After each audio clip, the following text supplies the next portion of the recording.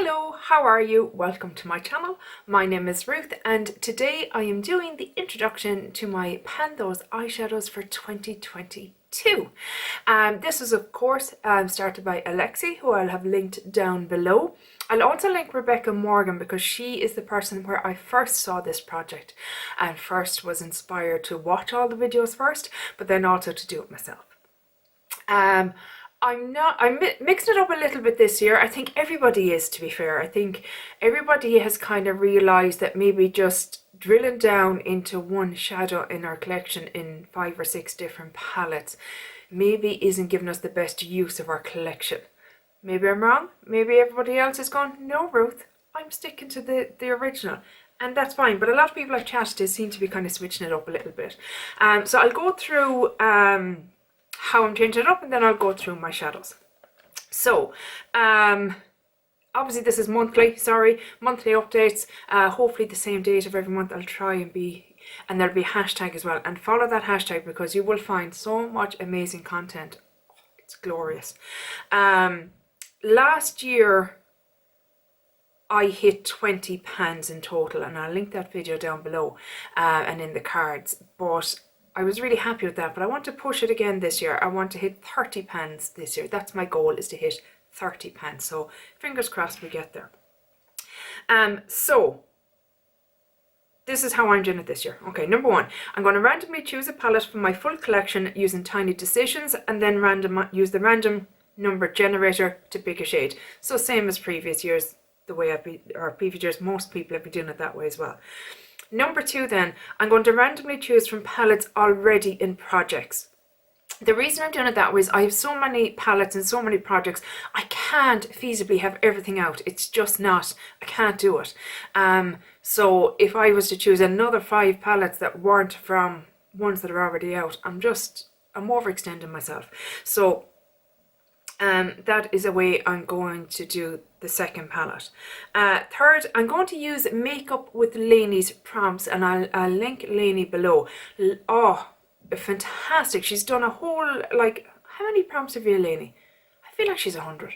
She could have 100, or maybe it's 50. I'm not sure. I will link Lainey's video for you, and she'll have all the prompts and everything. I just loved that idea. I'm a sucker for a prompt-based theme. So wonderful, Lainey, wonderful. So I'm going to use one of those. Number 4, I'm going to choose my own palette. So I'll pick one palette from my collection and do it in a no pan left behind style. So that means that I have to touch every single shadow in that palette at least once before it can be rolled out. And I feel that'll help me get more use out of my palettes as a whole.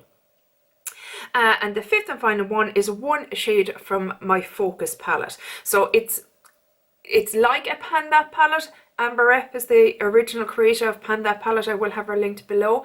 But I've neither the interest nor the ability, I don't think, to pan a palette in its entirety. But I would like to pan every shade, as in hit pan in every shade in the palette. Okay, I hope that makes sense. And then my kind of cavat, I suppose, is it a cavat? With each shadow, it's 22 uses or hit pan. Last year I had 20, but I thought, it's 2022, Ruth. Let's go for 22. I know, I'm just wild over here. So yeah, so pan or 22 uses, whichever comes first, and then it can roll out. I really hope all that makes sense. Let's start with my Focus palette. So my Focus palette this year is the Revolution by Soph palette. She is a girl here on YouTube. She used to be called Soph Does Nails. I think it's just Soph Does Life now, or Soph Does Beauty, something like that. But she has had a few collections with Makeup Revolution, collaborations I should say, and this was the first one. I have her second one. I didn't buy the third. I find it's quite similar to the first two. But with this palette, it is definitely on the change.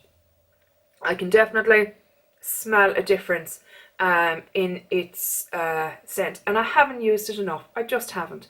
I do have 3 pans already in it, which I'm very happy about.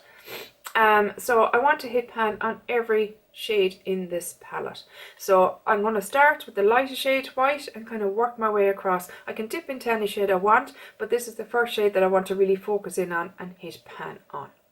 So it's just, look at, it's a very basic shade. You know what I mean, it can be used in any look. You probably won't even be able to see it. Oh, you can, yeah. Do you know, it's just a nice lid setting shade and a nice highlight shade, etc. So yeah, so that is my focus palette for the year, is that Soph palette. So next up was the full collection randomizer. I haven't done this on screen this time round because, you know, trying to get set up with all the items and that, I wanted to do it all off screen. But hopefully going forward, I would imagine I'll only have maybe one rolling out, so I'll be able to do it on screen with you. So I'll do the tiny decisions and the random generator and all that. So the first one I got, one that always gets very dirty unfortunately, but I'm so sad. It is the Tatty Beauty Volume 1 palette. I'm so sad that she's gone out of business because this was a glorious palette, I have to say, and I was looking forward to the other volumes that were to come afterwards. But look at, such is life. Now this will look different to a lot of others because these are magnetic palettes and you can take some out. And I took some out to create my Pango palette that I do with Kim. So I took some shades from that, you know, to create a more user-friendly palette, I suppose, I don't know. And I put in other singles that I had into the palette just to bulk it up. So I'll put it this way. Is it? No, this way. Yeah. Basically, I've done 1 through 24 and I got the shade 24 as luck would have it, which is this shade here, Poet. That's not Poet. This is actually a Makeup Geek shadow. Can't remember the name of it. I think it was Cocoa Bear, maybe. Not sure. I know that's no longer a valid shade. Dirty man. But there it is there. So it's like a brownie, aubergine kind of shade, I would say. Yeah, I like it. I'm curious now to see how I get on with that because I haven't used many of the Makeup Geek shades. I was sent some by a friend and haven't used them properly yet, so I don't know how I feel about them. And plus, I don't know what she's at the moment, Marlena. Do you know, she did the whole rebrand of the square pants. Don't know that really took off the way she intended, and things seem to have gone quiet again. COVID, of course, plays a big part in all of those. So yeah, 22 uses. I'm guessing I can't see me hitting pan on that, but hey, who knows. Next up, so out of the palettes that I already have in projects, I randomly got on the Tiny Decisions app, I've all put into Tiny Decisions, the Jackie Aina palette, which I'm thrilled about because I really want to get more use out of this. And the shade that the random generator picked for me is this shade here. I think it is called Supreme. Yeah, this kind of pinky shade, which I haven't really touched yet. Not even swatched, if you can believe. It feels a bit dry to the touch, but that's okay.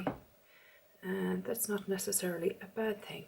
And that'll actually probably go really well with this one here. So there it is, quite a pigmented shade as well, very pigmented, which makes sense because Jackie herself is a beautiful dark skin and she needed shades that were going to pop and emphasize her beautiful skin tone. So yeah, that's fantastic. I'm very excited about that. So next up then was Lainey's prompts. So the prompt that I got was least favorite shade in your favorite palette. I was like, ah! So what I've chosen, I can't put my hand on my heart and say at the moment that I have an absolute ride or die favorite palette.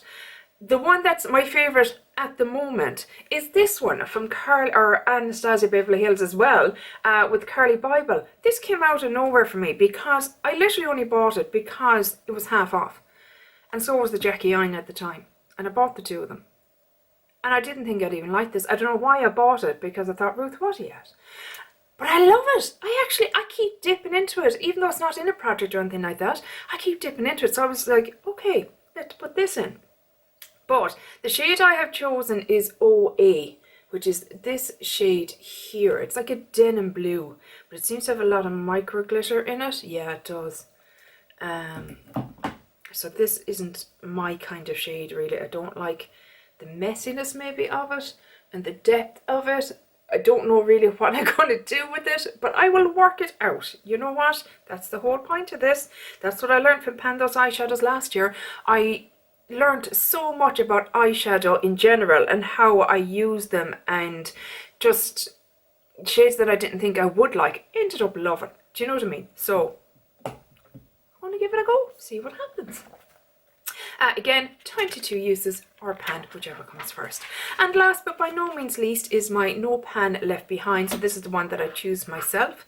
And you may think, oh, well, you've, you know, taken an easy way out. But if you've watched any of my other projects, I have so many eyeshadows and eyeshadow palettes in projects. I had to kind of ease into this a little bit. So what I've chosen is the McGrath Labs Ecstasy palette, Sublime. I don't know how to call these palettes, but anyway, it's this one here, and it is this here. And yes, I know it's only 5 shades, and you're thinking, Ruth, you're really taking it handy on yourself, and you're right, I am. But I just needed something easy to start off with. This was in Pando's Eyeshadows last year, and I had meant to use it more after that, and I never got around to it just because I had too many other palettes in other projects. So I'm bringing it back in, and I really want to use every single colour in this palette just to see what do I think and what's all the fuss about. Let me see now. I'm just going to give you a quick swatch of all of them. Swatch, whatever you want to call it. Oh, God, that brown one is dark. Oh yeah, and it's a beautiful winter palette as well. I think it'll tie in with some of these shades really nicely. So that's what we're working with now with Pando's eyeshadows this year. I hope you're okay with the way I'm doing it. Please let me know down below. Still probably going to do it this way anyway, because it's the only way I can, I think, this year do it. Maybe I'm wrong, maybe as the year goes on I'll go, no, let's go back to the original format. But yeah, that's the way I'm going to be doing it this year. If this is your first time to my channel, because I know Pando's eyeshadow seems to draw more traffic than any other, to be honest, I would love if you'd subscribe. It would make my day. I would be thrilled. Seriously, like thrilled. Are you doing this project? Please let me know down below, either here on YouTube or over on Instagram. If for some reason I'm not following you, please let me know so I can go follow, because I love this project. I love watching it. I love doing it. I love seeing what looks people can come up with, you know, colour stories that they maybe didn't think went together, and they just create these amazing looks that are just incredible, like incredible. They blow me away. But yeah, that's it for this intro. I really hope you enjoyed it, and hopefully I'll chat to you in the next one. Take care. Bye. Slán.